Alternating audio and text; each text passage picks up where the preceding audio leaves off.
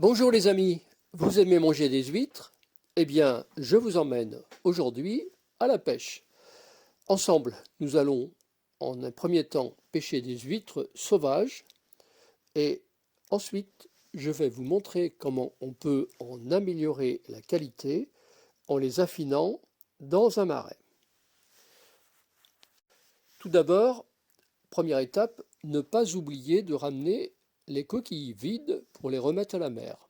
Cela participe à la sédimentation des plages. Voilà, c'est parti, nous allons ramasser nos premières huîtres sauvages.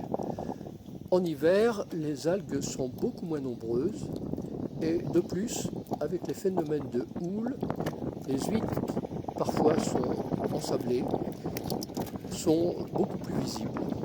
Ce sont des huîtres du reste qui sont plus creuses, donc potentiellement plus charnues. Bien évidemment, ces huîtres vont être collées à des rochers, collées parfois entre elles. Il faut donc les séparer, c'est-à-dire les détroquer. Et maintenant, soyons un peu observateurs. Regardez le goéland. Eh oui, il est à l'affût près du pêcheur, scrutant s'il n'y a pas des huîtres cassées, laissées pour compte par le pêcheur.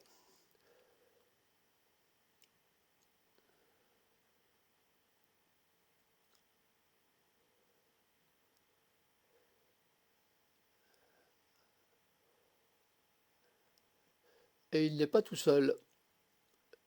Le tourne-pierre est également, lui aussi, à l'affût.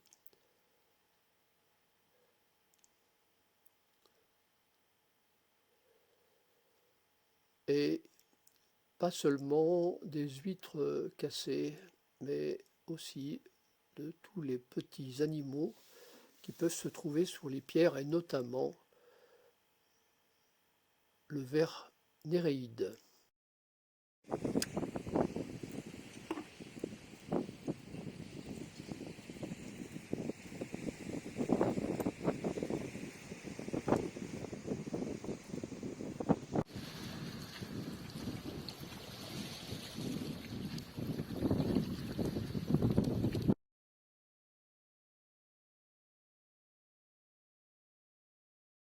Je suis maintenant sur le marais qui appartient à un de mes amis, ostréiculteur et surtout marin-pêcheur, et qui m'autorise donc à mettre mes huîtres pour les affiner en marais.